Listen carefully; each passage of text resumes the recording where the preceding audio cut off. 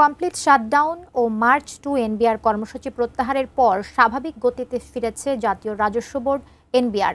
কাজে যোগ দিয়েছেন কর্মকর্তা কর্মচারীরা। এই মুহূর্তে এনবিআরে আছেন আমাদের সহকর্মী মাহাদি সেকেন্দার। সেখানকার অবস্থা জানবো তার কাছ থেকে। মাহাদি, 2 মাস ধরে এনবিআর এ অচল অবস্থা দূর হতে যাচ্ছে, সেখানকার কর্মচারী কর্মকর্তা যারা আছেন তারা আসলে তাদের কি অনুভূতি ব্যক্ত করছেন? রাজস্ব বোর্ড এনবিআর ভবনে গত 2 দিন ধরে যে complete shutdown long March to NBR কর্মসূচিতে উত্তপ্ত ছিল, আজ সেই চিত্রটি একদমই ভিন্ন। যেহেতু গতকালকে তাদের এনবিআর সংস্কার ঐক্য পরিষদের ব্যানারে চলা কর্মসূচি প্রত্যাহার করা হয়েছে, আজ কাজে যোগ দিয়েছেন কর্মকর্তা কর্মচারীরা। এবং ভবনের মূল ফটকটিতে দেখতে পাচ্ছেন এখানে স্বাভাবিকভাবেই খোলা রয়েছে। আইন শৃঙ্খলা রক্ষাকারী বাহিনীর যে উপস্থিতি, সেই উপস্থিতি গতদিন যেমনটি ছিল আজ সেভাবে নেই।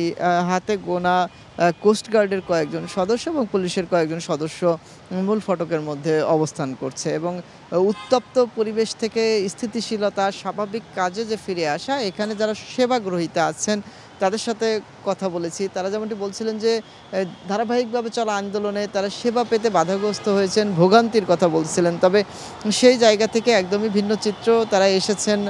সানবিট সব দিবে সামাল। সানবিট ম্যাজিক প্রেস ডিশওয়াশিং এর মাথা ঘোরানো সলিউশন। অফিসে যারা কাজ করছেন তাদের সাথে কথা বলেছেন, সেবা নিয়েছেন, সেবা নিয়েই তারা স্বস্তি এবং হাসি মুখেই ফিরছেন।